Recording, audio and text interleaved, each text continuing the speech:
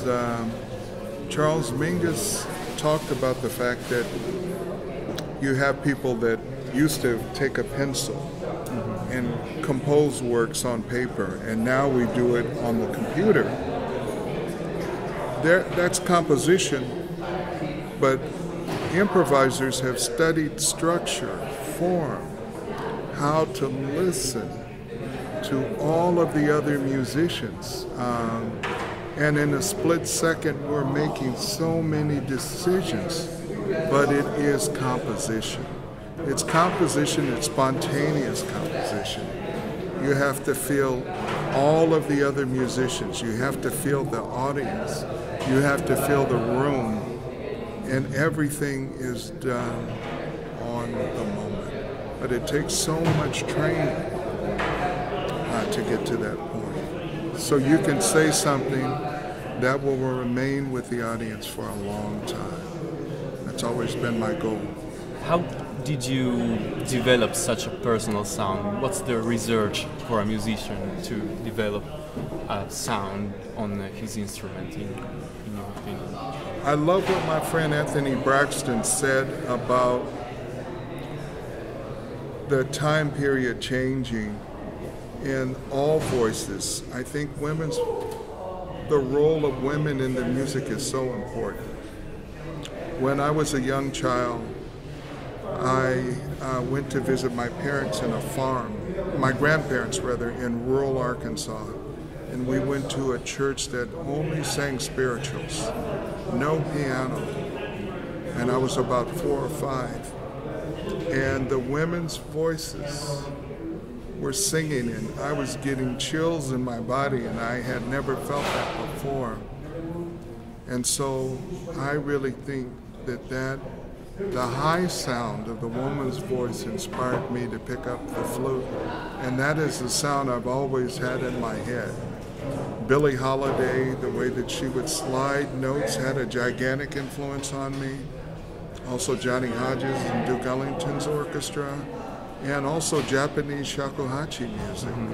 You know, all of those things. And also I could be influenced by John Coltrane, and because I played the flute, I could get away with it, you know, better than a saxophone player who was playing some things. But there's so many people, and also people in the classical music tradition like Aurel Nicolai, great Swiss classical flutist, many others, yeah. When you compose, and in particular your composition that will be played at this festival, you start with there's a statement, a Wayne Shorter statement. He said he thinks about some architectures. Do you think about the sound, or you help yourself with images when you compose? Well, I've been in the world of the passion, you know, for some years now, and so maybe I'll talk about that, because it's kind of changed.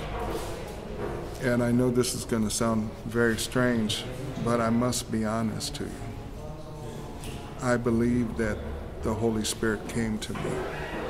As you say in Italian, Spiritu Santo. It came to me, and it gave me a mission. And scusi.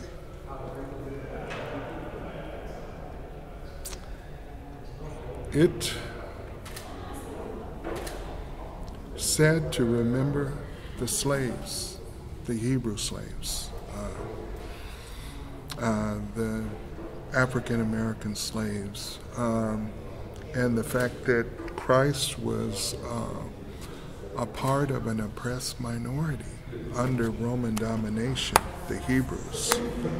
And so I thought about those things, and then the sound world began to come to me slowly. So I had to go to many places. I went to Jerusalem, and that was a life-changing experience, what I felt. In the Old Testament and the New Testament, everything spoke to me equally, you know. The Wailing Wall, the Tomb of David, the the upper room where the disciples met, and I had to write the feast. So the sound, the feeling in the upper room ended up in the music.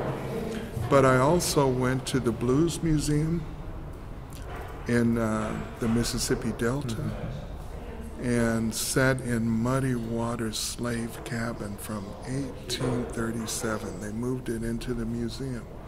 And I began to hear the passion and feel it as a blues narrative. And then Olivier Messiaen, the Mahler Symphonies 6 and 9, conducted by Claudio Abbado, Lucerne Festival Orchestra. I kept going back to Abbado over and over and over. Ellington, the sacred concerts. So this sound world from all of these different various composers began to come, and then I could begin to imagine a language that would bring it all together. But I try to be an open vessel, so when things come, I can hear what I'm supposed to do. The piece has to teach you what it wants to say. You don't teach the piece teaches you.